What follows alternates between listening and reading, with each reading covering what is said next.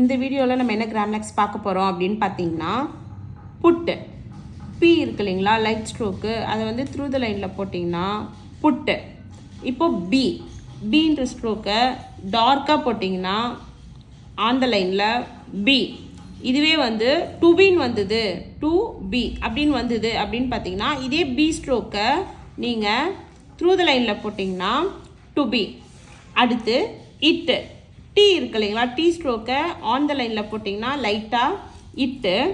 அடுத்து D ஸ்ட்ரோக்கை above த லைனில் டார்க்காக போட்டிங்கன்னா ஆடு, ஆன் த லைனில் போட்டிங்கன்னா டூ, த்ரூ த லைனில் போட்டிங்கன்னா டிஃப்ரென்ஸ் இல்லைனா டிஃப்ரெண்ட், எதை ஒன்றாலும் ரெப்ரசன்ட் பண்ணும்.